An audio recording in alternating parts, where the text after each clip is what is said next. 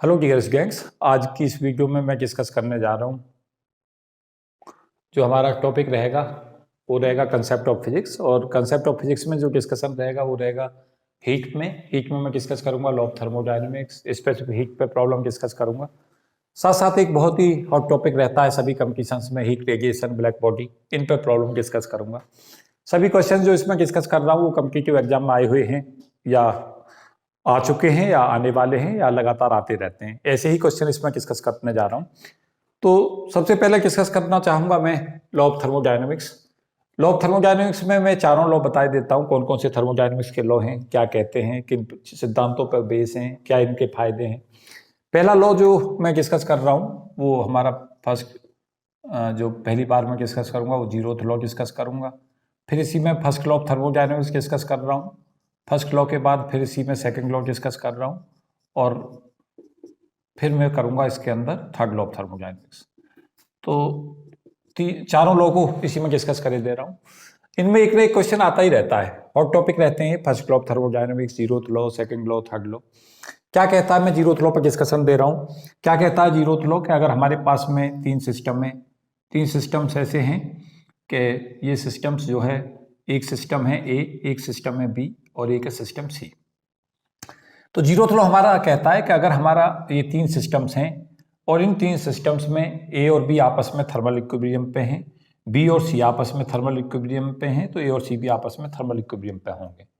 मतलब क्या हुआ, थर्मल इक्विलिब्रियम में हमारा मतलब होता है कि अगर हमारा इसका टेम्परेचर T1 है, इसका टेम्परेचर T2 है, इसका टेम्परेचर T3 है। तो if there are three systems, system A, system B and system C, they have the temperature T1, T2 and T3। अगर ये आपस में थर्मल इक्विलिब्रियम में है, इसका मतलब है T1 और T2 आपस में इक्वल है। तो टेम्परेचर T1 और T2 इक्वल होंगे कब? जब ये थर्मल इक्विलिब्रियम में है।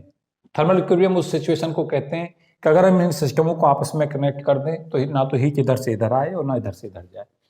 उसी तरीका से अगर बी और सी थर्मल इक्विलिब्रियम में तो उसको कहते हैं कि T2 और T3 की वैल्यू इक्वल होंगी। अगर ऐसा है तो उसका कॉन्सिक्वेंस ये होगा कि T1 और T3 आपस में इक्वल होंगे। इसको कहते हैं हम जीरोथ लॉ ऑफ थर्मोडायनेमिक्स। इसमें चार पांच बातें और जो इंपॉर्टेंट हैं, आ चुका है कंपटीशंस की दुनिया में। इसमें जो हमारे लिए कोई बहुत ही महत्वपूर्ण है यह है कि ये हमसे बताता है, जीरोथ लॉ बताता है कि hotness and coldness of the body. अगर कोई बॉडी टेम्परेचर ज़्यादा रखती है इसका मतलब है कि हॉट है, अगर टेम्परेचर कम रखती है इसका मतलब कोल्ड है।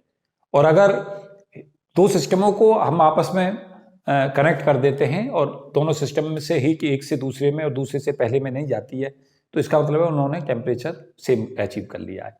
एक चीज़ यहाँ पे मैं और भी बताना चाहूँगा, एक वर्ड्स आता है बच्चों, बहुत ही इंपॉर्टेंट है। इक्विलिब्रियम तीन तरीका के होते हैं, एक होता है थर्मल, एक होता है मैकेनिकल और एक होता है केमिकल। ये तीन तरीका के इक्विलिब्रियम होते हैं। और अगर ये तीन तरीका के इक्विलिब्रियम सिस्टम अचीव कर लेता है, थर्मल, मैकेनिकल, केमिकल, तो सिस्टम को कहते हैं कि थर्मोडायनेमिक इक्विलिब्रियम में है। थर्मल इक्विलिब्रियम का जो मतलब होता है वो होता है टेम्परेचर का समान होना। मैकेनिकल इक्विलिब्रियम का मतलब जो होता है वो होता है फोर्स इक्वली डिस्ट्रीब्यूट होना। और केमिकल इक्विलिब्रियम का जो मतलब होता है वो होता है केमिकल पोटेंशियल हर जगह समान होना। इसे हम ऐसे भी कहते हैं कि थर्मल इक्विलिब्रियम जब है, अगर दो सिस्टम है, एक का टेम्परेचर T1 दूसरे का टेम्परेचर T2 है, तो दोनों सिस्टम थर्मल इक्विलिब्रियम पर जब होंगे जब उनके टेम्परेचर समान होंगे। और मैकेनिकल इक्विलिब्रियम में ये कहते हैं कि जब हमारा प्रेशर आपस में इक्वल होता है, एक सिस्टम है दूसरा सिस्टम है, दोनों के प्रेशर सेम है। और अगर केमिकल इक्विलिब्रियम की जहाँ तक बात है तो केमिकल पोटेंशियल उनका आपस में सेम होता है। ये हमारी जो तीनों कंडीशंस अगर उसे कहते हैं तो उसे हम बोलते हैं थर्मोडायनेमिक इक्विलिब्रियम। थर्मोडायनेमिक इक्विलिब्रियम उस सिस्टम को कहते हैं, ये थर्मल इक्विलिब्रियम का जो मतलब होता है जो तीनों इक्विलिब्रियम अगर कोई सिस्टम अचीव कर लेता है तो थर्मोडायनेमिक इक्विलिब्रियम में कहलाता है। तो ये याद रखें, ये इंपॉर्टेंट है, ये इंपॉर्टेंट है हमारा। उसके अलावा फर्स्ट लॉ ऑफ थर्मोडायनेमिक्स में हमारे लिए इंपॉर्टेंट है, ये मैं एक चीज यहाँ पे ये भी याद रखना कि हॉटनेस एंड कोल्डनेस जो होती है वो टेम्परेचर मेजर करता है। टेम्परेचर के मेजरमेंट के लिए इंपॉर्टेंट है ये zeroth law. Hotness and coldness of body measure करता है इसकी हेल्प से, ये भी याद रखें। उसके बाद ये हमारा चलता है फर्स्ट लॉ। फर्स्ट लॉ क्या कहता है हमसे? फर्स्ट लॉ कहता है कि जब हम किसी सिस्टम को हीट देते हैं TQ, तो अमाउंट ऑफ हीट जब सिस्टम को दी जाती है तो दो जगह खर्च होती है। एक खर्च होती है उसकी इंटरनल एनर्जी के बढ़ाने में और एक खर्च होती है एक्सटर्नल वर्क के करने में। तो डी क्यू बराबर D you plus D W हमारा क्या कहलाता है, ये कहलाता है फर्स्ट लॉ। ये क्या बताता है, किसके ऊपर बेस है, ये law of conservation of energy को बताता है, एनर्जी कंजर्वेशन लॉ। जैसे आपसे क्वेश्चन देखो कैसे पूछता है, कहता है कि इन 4 लॉ में से बताइए कौन सा एनर्जी कंजर्वेशन लॉ के ऊपर आधारित है, तो आप आंसर लगाएंगे फर्स्ट लॉ ऑफ थर्मोडायनेमिक्स। किसी सिस्टम को अगर हम हीट देते हैं तो दो जगह खर्च होती है, एक सिस्टम की आंतरिक ऊर्जा बढ़ाने में डी यू, और जो एक्सटर्नल वर्क करने में डी क्यू बराबर D you plus D W, और इसे हम ऐसे भी लिख सकते हैं डी यू बराबर D Q minus D W.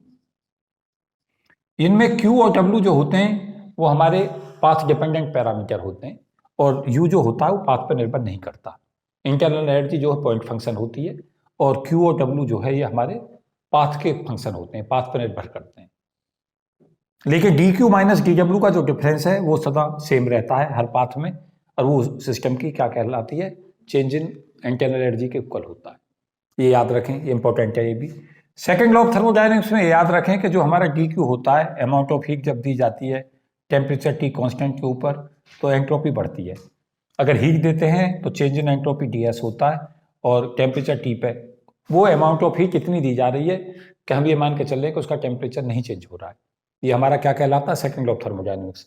इससे हमें ये पता चलता है कि प्रोसेस पॉसिबल होगी या नहीं होगी। उसके अलावा अगर हमसे कहा जाए थर्ड लॉ ऑफ थर्मोडायनेमिक्स क्या है, तो उसमें हमें ये पता होना चाहिए कि थर्ड लॉ ऑफ थर्मोडायनेमिक्स ये कहता है कि जैसे जैसे हमारा टेम्परेचर घटता है, 0 केल्विन की तरफ को जाता है, तो सिस्टम की एंट्रोपी घट के 0 की तरफ अप्रोच करती है। ये हमारा क्या कहलाता है, थर्ड लॉ ऑफ थर्मोडायनेमिक्स। तो ये चारों हमें पता होने चाहिए। ये लगातार मैं इन्हें कहूँगा ये हॉट टॉपिक्स रहते हैं सदा, किसमें, हीट में, लॉ ऑफ थर्मोडायनेमिक्स, चारों हमें पता होनी चाहिए। एक बार मैं तेजी के साथ फिर से कोई रिवीजन दे रहा हूँ। ये हमारा 0th लॉ कह रहा है कि अगर हमारे 3 सिस्टम्स हैं ए बी सी, इन दोनों का टेम्परेचर समान है, दोनों थर्मल इक्विलिब्रियम पे हैं। टेम्परेचर समान का मतलब बी और सी इनका टेम्परेचर समान है तो इनका भी समान होगा। ये हमारा कहलाता है 0th लॉ। फर्स्ट लॉ क्या कहलाता है कि अगर हम किसी सिस्टम को हीट देते हैं तो 2 जगह खर्च होती है, एक उसकी आंतरिक ऊर्जा इंटरनल एनर्जी को बढ़ाने में और एक्सटर्नल वर्क करने में। ये law of conservation of energy पर बेस है। इसमें ये भी याद रखें कि डी क्यू और डी डब्ल्यू पाथ डिपेंडेंट होते हैं, और जो डी यू होता है वो पॉइंट फंक्शन होता है, वो पाथ पर निर्भर नहीं करता। ये भी याद रखें। इसके अलावा जो हमारा सेकंड लॉ ऑफ थर्मोडायनेमिक्स है उसमें ये याद रखें कि जो जब हम हीट देते हैं डी क्यू टेम्परेचर टी पर देते हैं तो डी क्यू बराबर टी डी एस होता है। डी एस यहाँ पर एंट्रोपी चेंज होता है, और इससे ये पता चलता है कि जब किसी सिस्टम को हीट दी जाती है तो एंट्रोपी बढ़ती है, और हीट अगर ली जाती है तो एंट्रोपी घटती है। ये सदा याद रखें।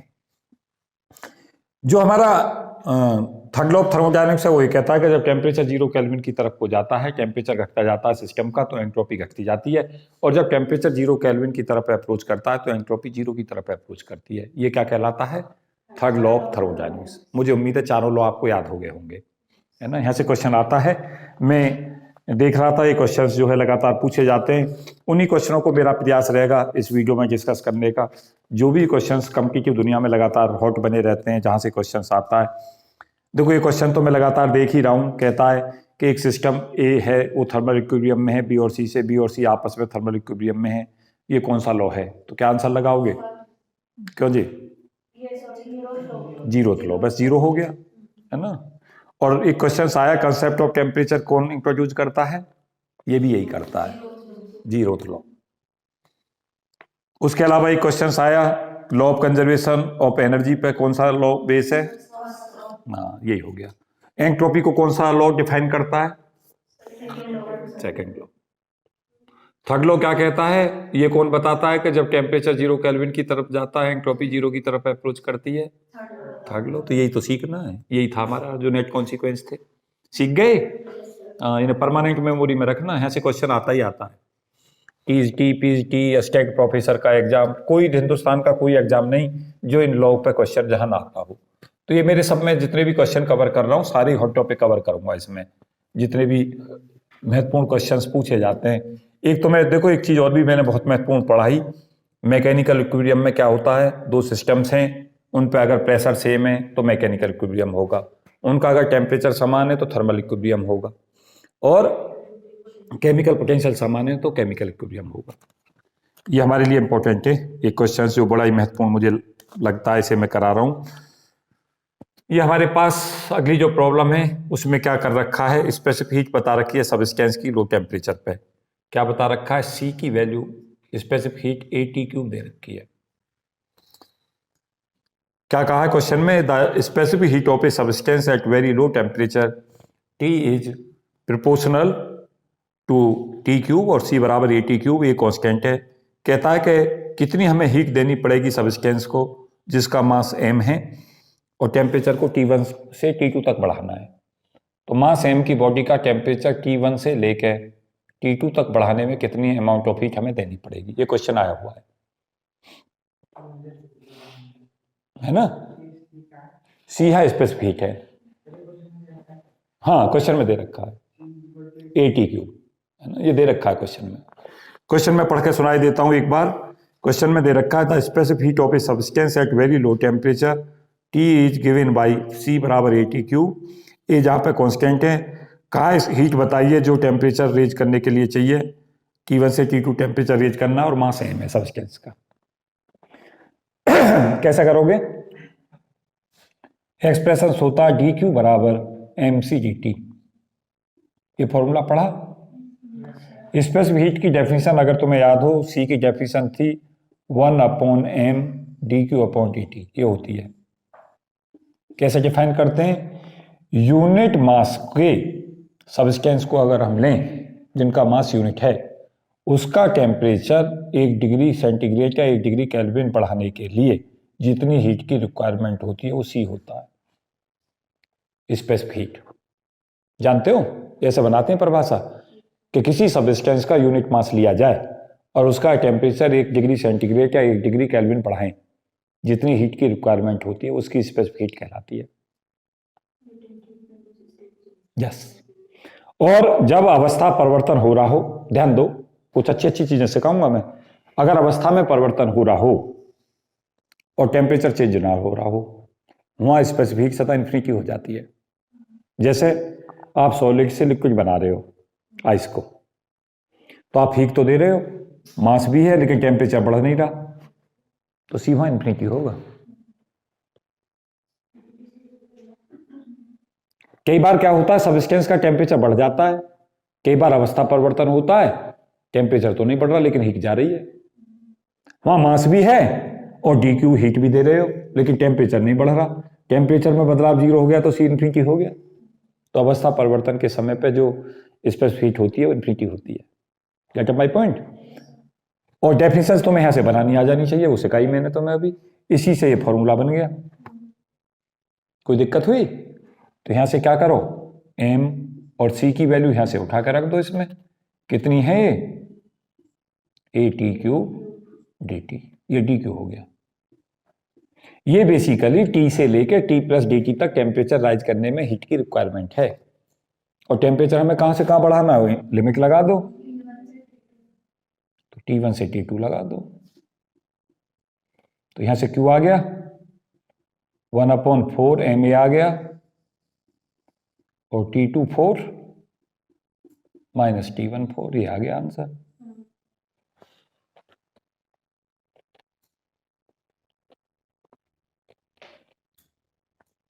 अभी नहीं समझ पाए, अब इस पर न्यूमेरिकल क्वेश्चन भी दे सकता है। देखो कैसे कह सकता है न्यूमेरिकल, देखो ऐसे आते हैं, इस प्रोपोर्शनल कांस्टेंट की वैल्यू A की वैल्यू दे दी इतनी है, मास बता दिया इतना है, T1 बता दिया इतना है, T2 बता दिया इतना है, Q पूछ लिया, तो इसमें न्यूमेरिकल वैल्यू पुट कर दो, सॉल्व कर दो। अब भी नहीं समझे बात, अब तुमसे उल्टा भी पूछ सकता है, कह के Q इतना है, बताओ C कैसे वेरी करेगा।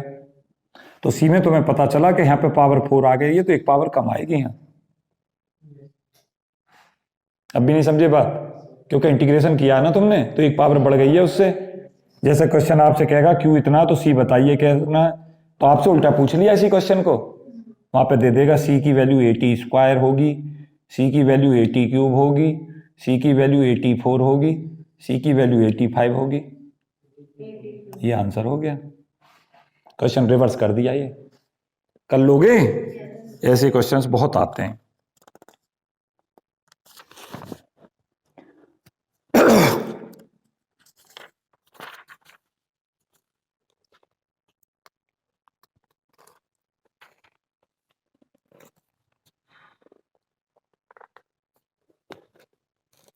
एक क्वेश्चन जो मैं लगातार देखता हूं, इस पर बहुत क्वेश्चंस पूछे जाते हैं। क्वेश्चंस आता है हमारा C/100 इजकल टू F-32/180। क्या सेंटीग्रेड से फ़ारेनहाइट में कैसे बदलते हैं? ये फॉर्मूला आपको याद होना चाहिए ऑलवेज। ये हमारा C/5 इजकल टू F-32/9 भी होता है। 20 से डिवाइड कर लो।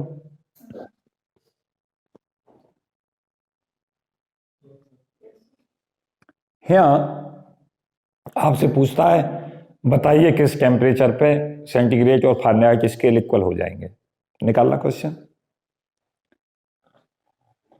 सेंटीग्रेड और फ़ारेनहाइट जो स्केल है वो आपस में इक्वल कब होंगे? बहुत पूछता है ये क्वेश्चन, लगातार आता है। पीजीके में भी आता है, पीसीएस में भी पूछा जा चुका है, हर क्वेश्चन हर जगह आता है क्वेश्चन।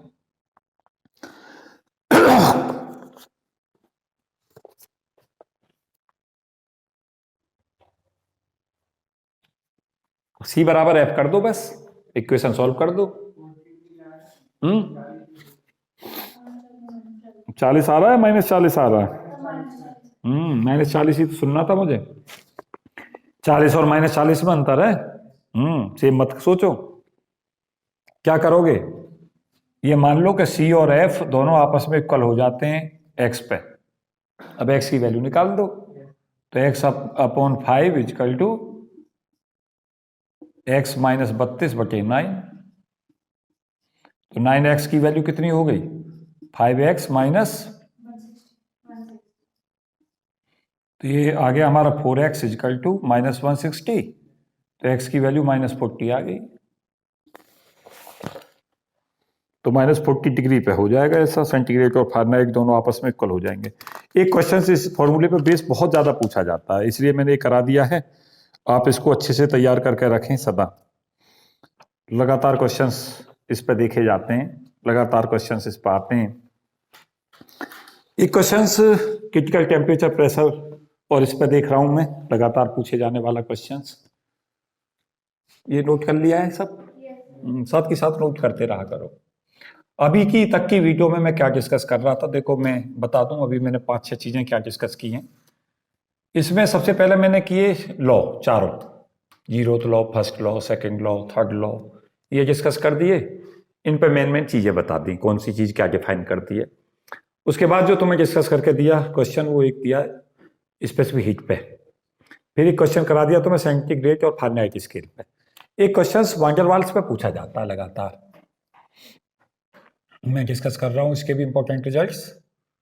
वान डेर वाल गैस के ऊपर क्वेश्चंस पूछे जाते हैं लगातार।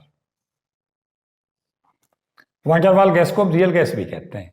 तो वान डेर वाल इक्वेशन पूछी जाती है, तो उसमें याद रखें P + A/v², V - B equal to RT। ये हमारी वान डेर वाल इक्वेशन होती है। इसमें ए और इस पे क्वेश्चंस आते क्या क्या है, मैं सारे 10-20 क्वेश्चन इस पे बता देता हूं। ये क्वेश्चंस आते हैं। ए की डायमेंशन पूछी जाती है, P × V² की डायमेंशन के इक्वल होगी। बी की डायमेंशन पूछी जाती है, वॉल्यूम की डायमेंशन के होगी। तो एक तो क्वेश्चन डायमेंशन का ही आता है। इसमें बी की वैल्यू पूछ लेता, बी कितना होता है। तो बी की वैल्यू याद रखना, बी की वैल्यू होती है 4nx। 4 क्या है? ये तो संख्या हो ही गई। n क्या है? Number of molecules. x क्या है? Volume of single molecule.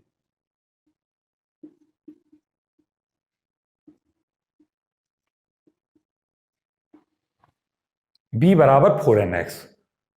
4 times of n means number of molecules और x means volume of single molecule. ये हमारा जो मॉलिक्यूलों के द्वारा ऑक्युपाइड वॉल्यूम है वो पता चलेगा।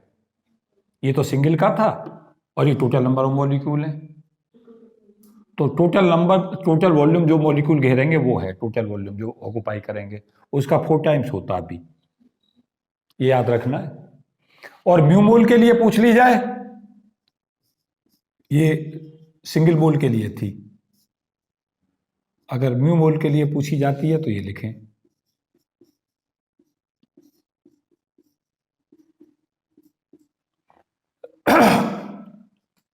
ये हमारी म्यू मोल के लिए आ चुकी है, कंपटीशंस की दुनिया में नेट में भी आ चुका है क्वेश्चन। म्यू मोल के लिए वान डेर वाल इक्वेशन बताइए।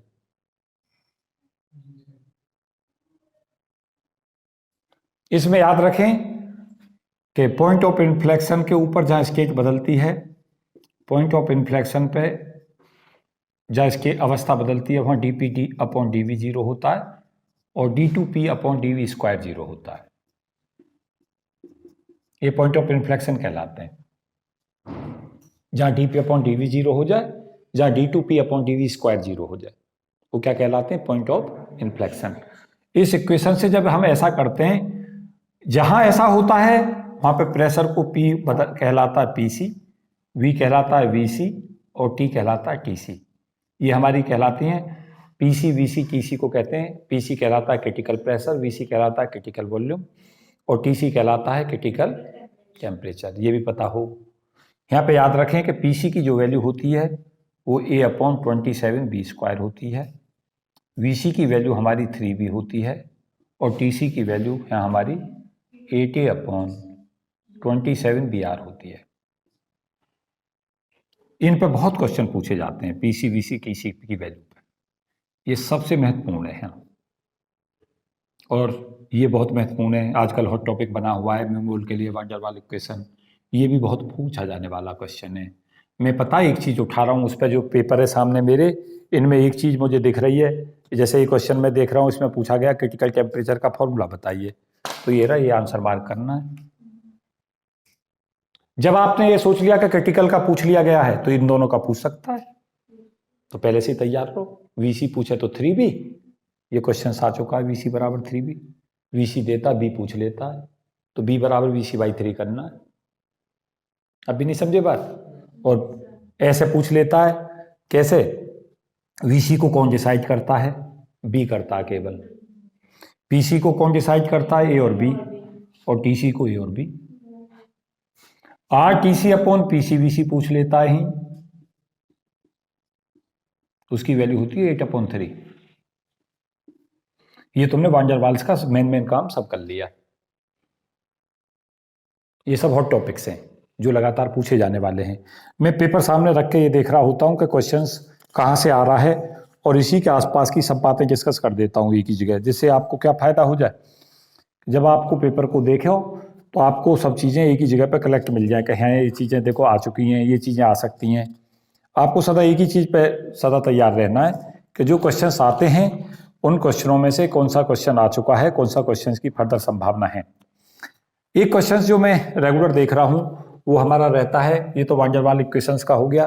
देखो कैसे न्यूमेरिकल क्वेश्चंस बन जाते हैं। कहता है ए और बी बता दिया आपको, वान डेर वाल कॉन्स्टेंट की वैल्यू बता दी और बी, और कहा टीसी निकालो, तो यहाँ बी की वैल्यू रख दो, यहाँ बी की रख दो। आर गैस कॉन्स्टेंट की पता होती है, टीसी निकल जाएगा। कोई दिक्कत है? आपको बी देता है, वीसी पूछता है 3b कर दो सीधा। ए और बी देता, पीसी पूछता है, ये पूछ लिया। और साथ साथ क्रिटिकल टेम्परेचर की परिभाषा याद रखो, क्या होती है? क्रिटिकल टेम्परेचर वो हाईएस्ट टेम्परेचर होता है जिस टेम्परेचर तक आप गैस को लिक्विफाई करा सकते हो ज़्यादा प्रेशर लगा के। लेकिन अगर टेम्परेचर आपने उससे ऊपर कर दिया तो आप कितना भी प्रेशर लगा दें फिर गैस को लिक्विड नहीं बना सकते। लिक्विफिकेशन समझते हो? गैस को लिक्विड बनाया जा सकता है, लिक्विफाई किया जा सकता है। कैसे? टेम्परेचर को घटा के, प्रेशर बढ़ा के। लेकिन दोनों में अगर टसल चल जाए टेम्परेचर और प्रेशर में, तो बाजी टेम्परेचर के हाथ है। क्यों? अगर टेम्परेचर क्रिटिकल टेम्परेचर से ऊपर चला गया तो आप कितना ही प्रेशर लगा लो फिर वो लिक्विड नहीं बनती। अब भी नहीं समझे? टेम्परेचर और प्रेशर की जंग में टेम्परेचर जीतता है, प्रेशर पर भारी पड़ता है। ये है मतलब इसका। कम समझे? हाँ जी। दूसरा, ये तो बड़ा फेमस है इक्वेशन, पीवी बराबर म्यू आर टी। हाँ जी, पीवी बराबर म्यू आर टी। क्या है ये? Ideal gas equation. Ideal gas equation में पूछता है, ऐसे क्वेश्चन आता है, स्थिर ताप है, स्थिर ताप T कांस्टेंट हो गया, म्यू नंबर ऑफ मोलों की संख्या और गैस कांस्टेंट रहते हैं, तो पीवी क्या बन गया, आरटी तो ये कांस्टेंट ही बन गया, और P1 V1 की वैल्यू यहां से P2 V2 हो जाएगी। कौन सा लॉ कहलाता है ये, बॉयल्स लॉ। अब यहां पे क्या कहता है, P1 P2 V1 दे देगा, V2 पूछ लेगा। इस पर न्यूमेरिकल क्वेश्चन आता है, कर लोगे। दूसरा क्या आता है इसी में, V कांस्टेंट है तो प्रेशर प्रोपोर्शनल टू T हो जाएगा, उसमें फॉर्मूला बन जाएगा हमारा P1 upon T1 equal to P2 upon T2। ये प्रेशर लॉ कहलाता है, इसे रेगनॉल्ड्स लॉ भी कहते हैं। कौन सा लॉ, लिख रहा हूं मैं नाम, रेगनॉल्ड्स लॉ। और तीसरा कौन सा बचा, एक को कांस्टेंट और कर दो। आपके कौन से को कांस्टेंट करोगे, P कांस्टेंट हो गया, वॉल्यूम किसके प्रोपोर्शनल हो गया, कौन सा लॉ, यस चार्ल्स लॉ। कितनी चीजें डिस्कस कर दी मैंने, सारे लॉ कर दिए देखो यहाँ। और इसमें कौन सा कर दिया, ये पूरी वान डेर वाल गैस कर दी। और प्रेशर का ये फॉर्मूला सदा याद रखना है, एक प्रेशर का ये बहुत ही important formula 1/3 mn v² upon capital V, याद है सबको। Pressure volume V² means mean square speed, mass of single molecule and number of मॉलिक्यूलों की संख्या, प्रेशर इन फैक्टरों पर निर्भर करता है। इसी से तो आता है सब रिजल्ट, क्यों जी।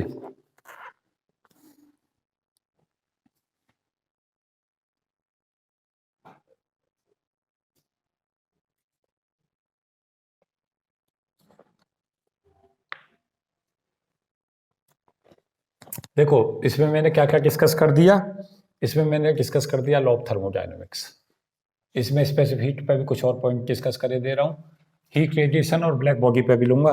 और इसमें तुम देख रहे होगे, इस टॉपिक को मैं बढ़ा रहा हूँ, इसमें मैंने क्या क्या चीजें और डिस्कस कर दी, वान डेर वाल्स गैस और आइडियल गैस, ये भी डिस्कस कर दिया, वान डेर वाल गैस इक्वेशंस और आइडियल गैस इक्वेशंस, ये सब डिस्कस हो गया इसी में।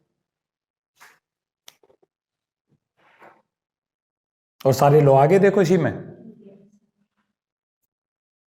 ये सब रिवीजन है, सब इंपॉर्टेंट फैक्टों का, कौन कौन से क्वेश्चंस इस पे आते हैं, ये सभी क्वेश्चन आए हुए हैं इसमें जो पूछे जाते हैं।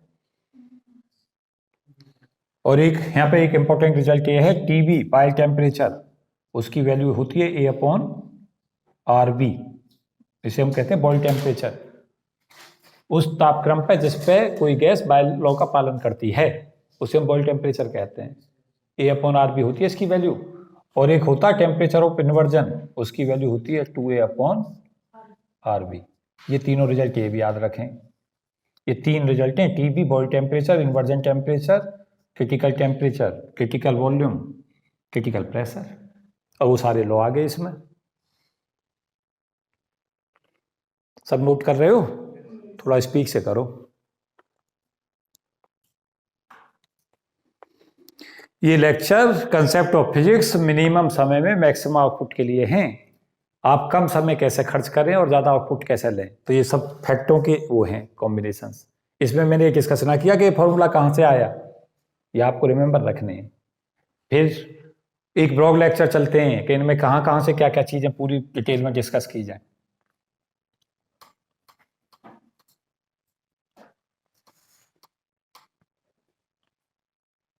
सुदर्शन कितना समय हो गया है वीडियो में?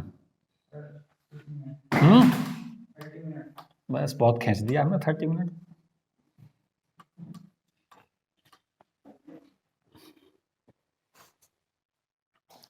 उसके बाद हमारा जो थर्मोडायनामिक्स में और इसमें रेडिएशन से एक बहुत ही महत्वपूर्ण टॉपिक रहता है।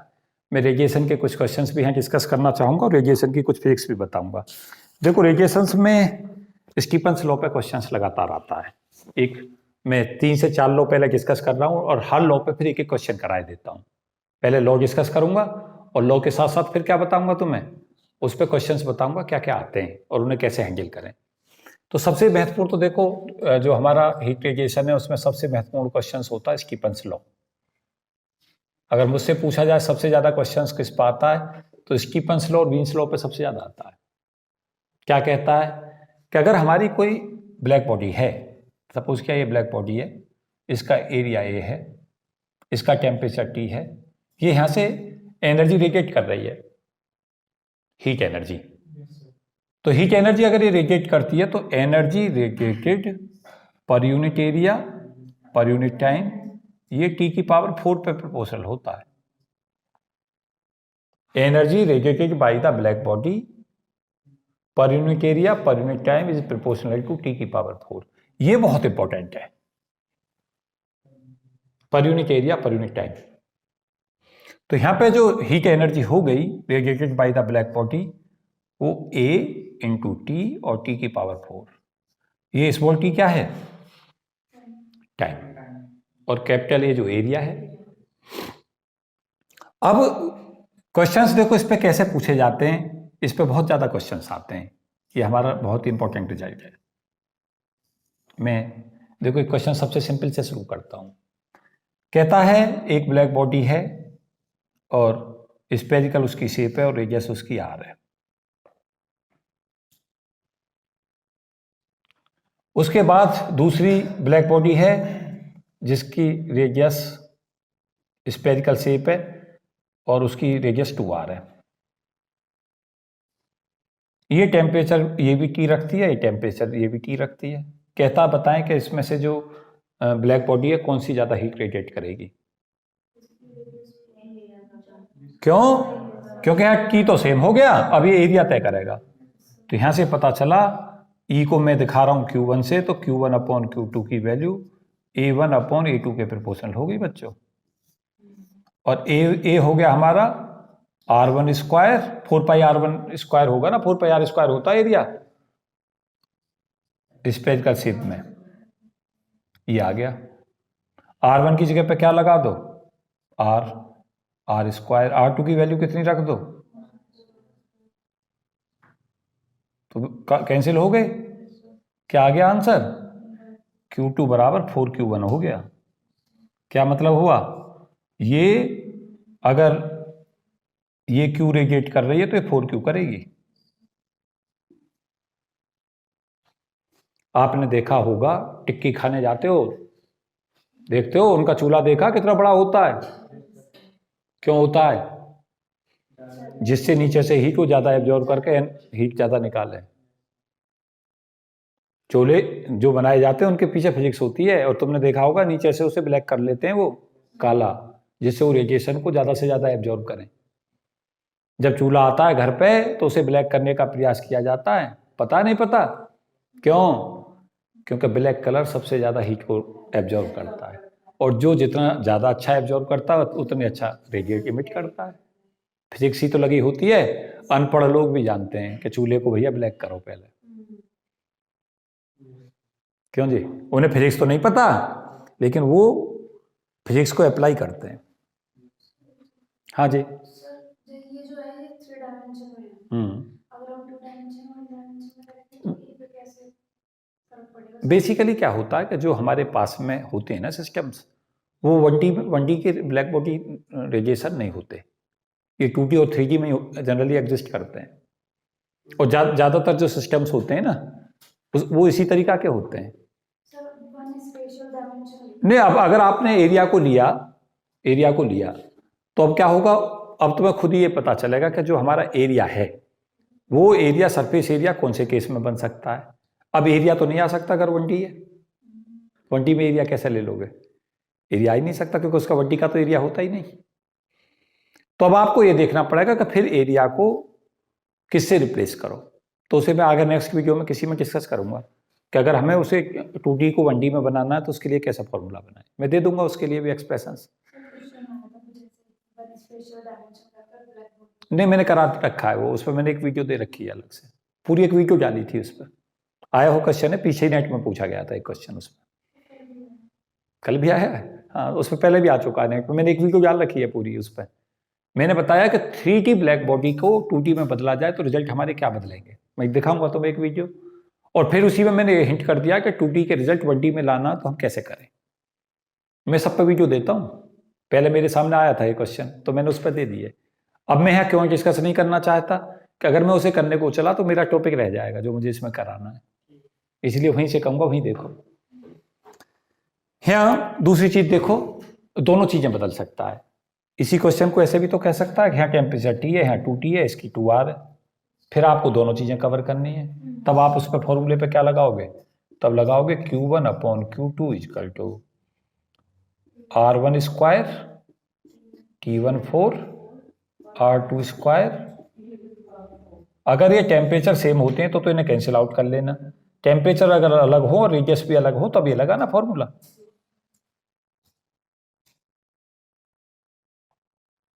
पहुंच रहे हो? ये बड़ा बड़ा फेवरेट टॉपिक रहता है, बहुत ही फेवरेट टॉपिक है एग्जामिनर का।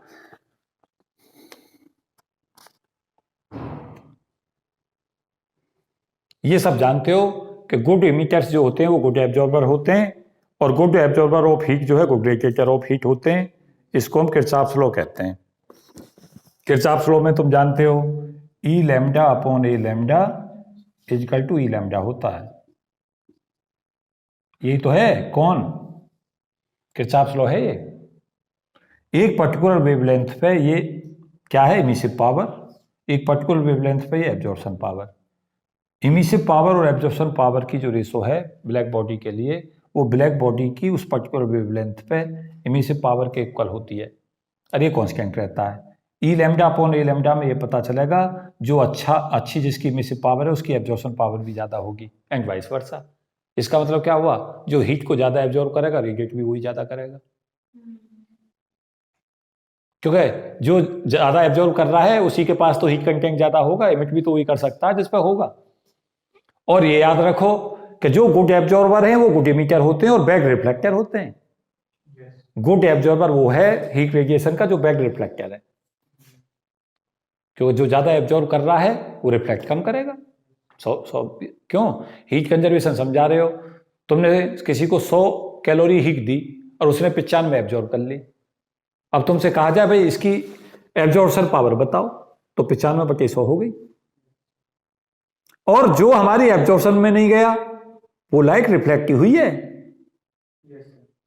आपने क्या किया, 100 कैलोरी दी किसी वस्तु को, 95 उसने एब्जॉर्ब कर ली, तो 5 का हिसाब नहीं दोगे। 5 कैलोरी कहां गई, रिफ्लेक्शन में गई है, रिफ्लेक्ट हो गई, ये एब्जॉर्ब हो गई। तो अब अगर तुम्हें चाहिए एब्जॉर्प्शन एफिशिएंसी कितनी है, तो 95/100 करोगे, और रिफ्लेक्शन एफिशिएंसी कितनी है वो 5/100 करोगे, ये आंसर हो गए। और इन दोनों का जो ऐड होगा वो तुम देखोगे इसी के बराबर हो गया। पहुंच पाई बात तक, नहीं पहुंच पाई ये बताओ पहले मुझे, क्यों जी, ये बात समझ आई? कैपिटल ई ये ई लैम्डा जो है ब्लैक बॉडी के लिए है, emissive power of black body at that particular wavelength. ये किसी प्रैक्टिकल के लिए है, प्रैक्टिकल सिस्टम। ये परफेक्ट ब्लैक बॉडी है, परफेक्ट ब्लैक बॉडी जैसी चीज होती नहीं ना कुछ भी। हुई है क्या आज तक कोई? नहीं, कोई नहीं होता दुनिया के अंदर, कोई भी बॉडी आज तक परफेक्ट ब्लैक बॉडी नहीं बनी। अब देखो इस पे क्वेश्चंस लाइन लग के आए हुए हैं, मैं क्वेश्चनों को तो डिस्कस नहीं कर पाऊंगा, लेकिन एक क्वेश्चन मैंने चूज कर लेता हूं तुम्हारी प्रैक्टिस के लिए, देखता हूं कैसे निकालते हो उसे। अगर मुझसे पूछा जाए कभी तक के टॉपिक में सर एक टॉपिक छांटो जिस पर सबसे ज्यादा क्वेश्चन आए हैं, तो मैं कहूँ इसी को चूज करूंगा, इतने आते हैं इस पर क्वेश्चन थोक के भाव में। अगर तुमने पेपरों को उठा के सॉल्व किया पीछे को, तुम्हें पता चलेगा सबसे ज्यादा क्वेश्चन इस पर पूछा जाता है। कहता है एक बॉडी है जिसका टेम्परेचर 27 डिग्री सेंटीग्रेड था, और उसका टेम्परेचर बढ़ा के ये शुरू में T1 कह दो इसे, और T2 जो कर दिया गया टेम्परेचर बाद में उसका 127 डिग्री सेंटीग्रेड कर दिया गया। अब कहता है आप बताइए कि radiation emitted by X increase by a factor of, क्या कहा है, ये कहा है कि आप बताइए कितना रेडिएशन जो इमिटेड है वो कितने फैक्टर बढ़ जाएगा। तो आपको क्या करना है, E2 upon E1 is equal to T2 upon T1 की पावर 4। तो E2 upon E1 is equal to T2 ले लो, 273 से निकालते हैं, केल्विन में लेते हैं सदा। टेम्परेचर को कभी सेंटीग्रेड में मत लेना, किस में लेना है? तो केल्विन बनाने के लिए सदा 273 ऐड करते हैं, कभी पूरे जीवन में ये गलती नहीं करनी है। क्या बन गया यहाँ? 273 प्लस 127 अपॉन 273 प्लस 27, और इस पूरे की पावर कितनी कर दो? कितना आ गया आंसर? 4/3 की पावर 4 लग रहा मुझे तो ये आता हुआ। 256 तो इधर आ गया, और ये आंसर हो जाएगा। तो 256/81 आ गया सीधा। कर लोगे?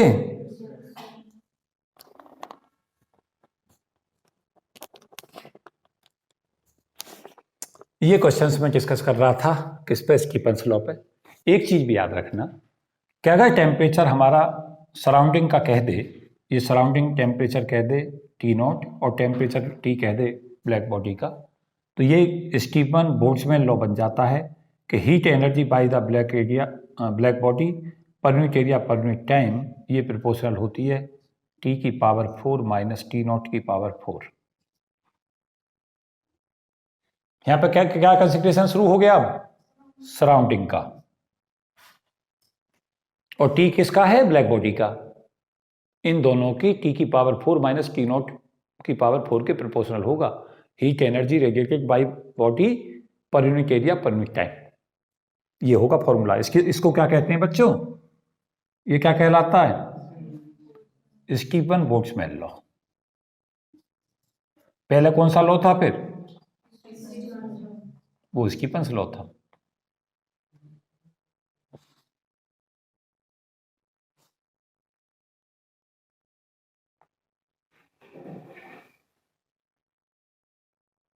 तो इसमें जो हम स्टीफन बोल्ट्जमैन ले रहे थे उसमें देख रहे हैं कि जो हीट है ब्लैक बॉडी के द्वारा इमिटेड पर unit area per unit time वो T की पावर 4 माइनस T0 की पावर 4 पर प्रोपोर्शनल है। यहाँ पे तुम्हें सिंबल का भी हर का मतलब पता होना चाहिए। क्यों? तो है यहाँ पे heat emitted bye the black body, A area है उसका, T टाइम है, और कैपिटल T है temperature of the black body, और T0 के सराउंडिंग टेम्परेचर। इसमें एक फॉर्मूला बहुत ही महत्वपूर्ण, जिसे मैं कहूँगा आज का सबसे बेस्ट फॉर्मूला, मैं इस पर 3-4 बार मोस्ट इंपॉर्टेंट इसलिए लगा रहा हूँ क्योंकि बहुतों को पता नहीं होता। ये तो पता होती हैं चीज़ें। एक होता हमारा Newton's law of cooling, Newton's law of cooling important है काफ़ी।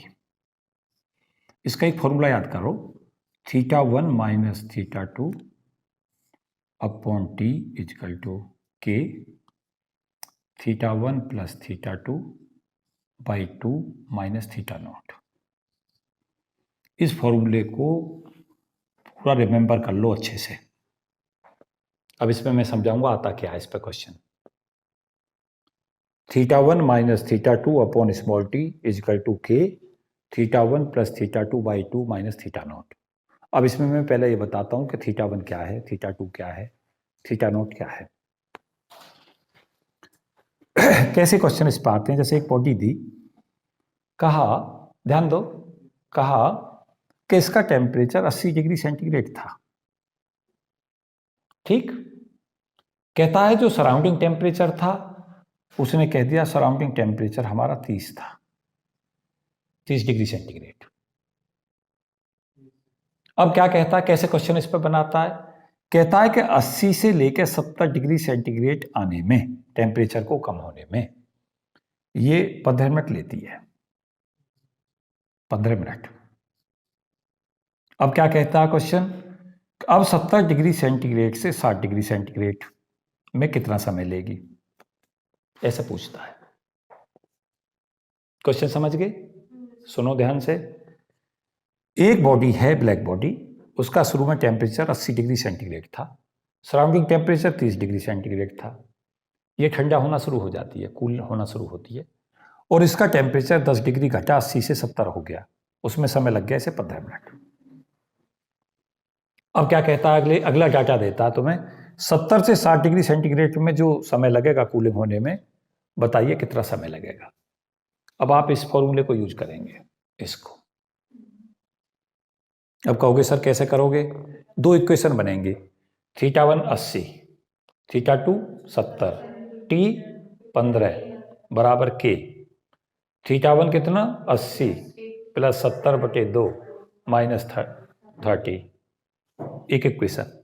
अब दूसरी बनाओगे, पहली इक्वेशन बन जाएगी, दूसरी बनाओगे 70 θ1 दूसरी इक्वेशन के लिए माइनस 60 अपॉन टी निकालना है इजकल टू के। अब θ1 प्लस θ2 में क्या लगाओगे 70 प्लस 60/2 माइनस, दो इक्वेशन बन गई, दोनों को डिवाइड करके टी निकाल लो।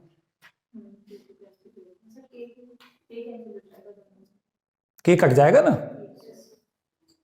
और एक ही चीज टी बचा रह जाएगा, बस आंसर निकल जाएगा। नहीं आया?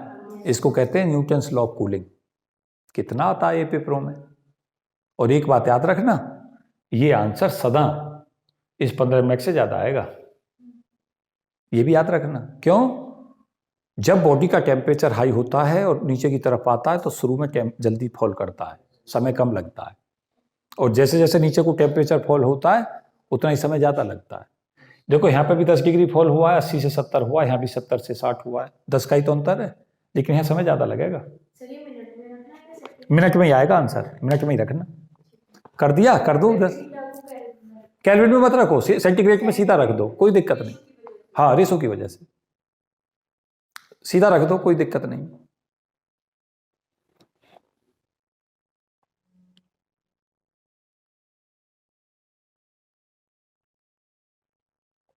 सीधा ही रख देना, मैं तुम्हें रीजन समझा दूंगा कि सीधा रखने से आंसर पर कोई प्रभाव नहीं पड़ेगा, समझा देता हूँ। नहीं समझा दूंगा मैं, तुम लिखो जल्दी से। कितना निकाला आंसर? निकालो जल्दी। बनाया है मैंने क्वेश्चन, क्या क्या चेंज हो जाते हैं, क्या क्या से मत घबराओ, क्वेश्चन करना सीख लो।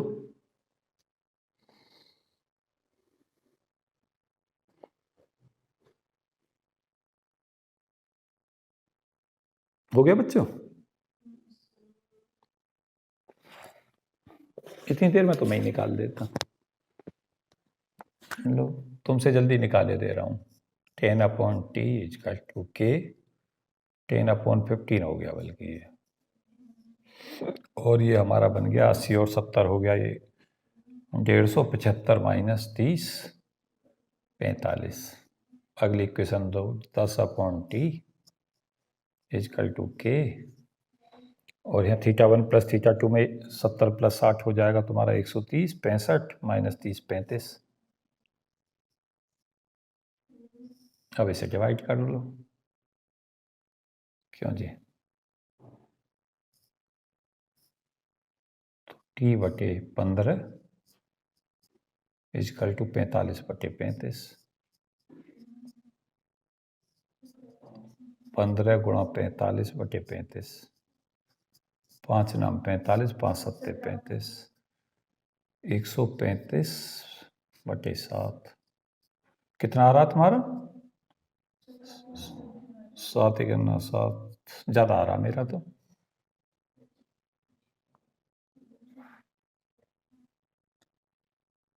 उन्नीस मिनट से कुछ ऊपर जाएगा। देखना कैलकुलेशन कुछ गलती कर दी क्या मैंने?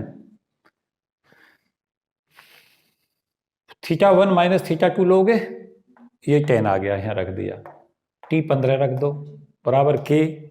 θ1 प्लस θ2/2 कितना हो गया 80 प्लस 70, 150/2 करोगे 75, 75 में से कितना 30 घटा दो 45 हो गया।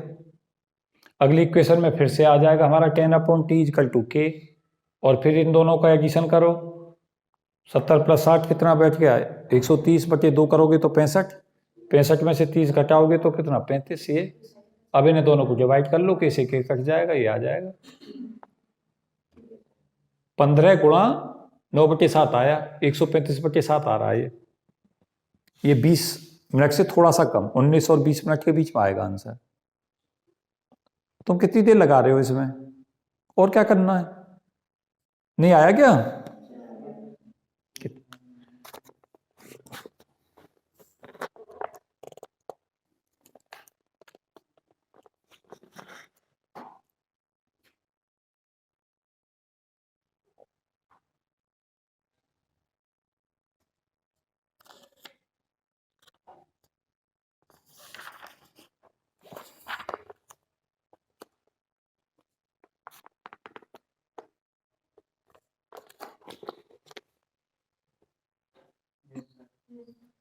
बस समय बहुत लगाया तुमने।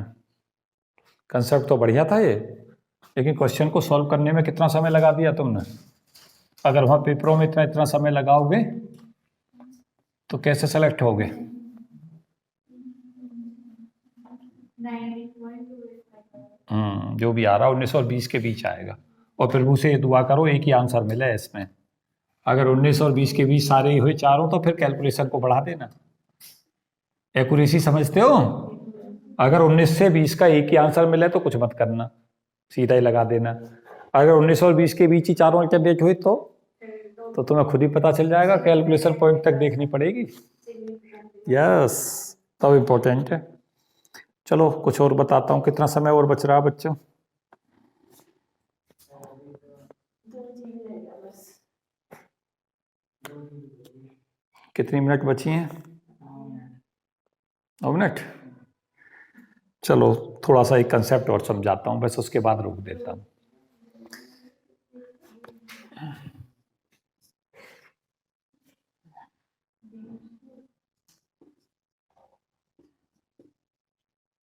वीन्स लॉ क्या कहता है। वीन्स लॉ का एक्सप्रेशन है लैम्डा एम टी बराबर कांस्टेंट। क्या कहता है, जैसे जैसे बॉडी का टेम्परेचर बढ़ता है लैम्डा एम जो मिनिमम वेवलेंथ होती है वो नीचे को आती है। बहुत क्वेश्चंस इस पर पूछे जाते हैं। लैम्डा एम है minimum wavelength emitted bye the black body. T temperature है ब्लैक बॉडी का।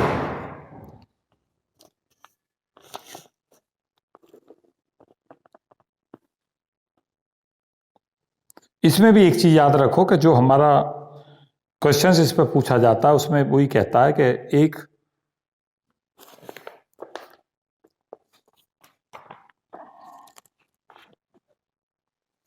तो ये कहता है कि जैसे जैसे हमारा टेम्परेचर बढ़ता है ऐसे ऐसे जो wavelength emitted bye the black body है उसकी वेवलेंथ घटती जाती है। एक तो यही कहता है। दूसरा क्या कहता है कि इसमें lambda m1 t1 is equal to lambda m2 t2 पे देता है क्वेश्चन। 3 पैरामीटर दे देता है, चौथा पूछ लेता है। एक ये कहता है कि जब हमारा टेम्परेचर बढ़ता है तो वेवलेंथ जो है उस पर क्या प्रभाव पड़ता है। टेम्परेचर बढ़ने पे घटेगी। दूसरा इस पर यह कहता है कि लैम्डा बढ़ेगा तो टेम्परेचर पे क्या प्रभाव पड़ेगा। अगर हमारा वेवलेंथ बढ़ता है तो टेम्परेचर हमारा कम होगा। यही चीजें इस पे क्वेश्चन पूछे जाते हैं। तो 4-5 क्वेश्चन इस पे सॉल्व कर लो। तो इस वीडियो में मैं केवल इतना ही डिस्कस करूंगा। काफी चीजें हैं जो इस पे मैंने डिस्कस की हैं। तो इस वीडियो में इतना ही। Thank you and best wishes for all of you. जय हिंद।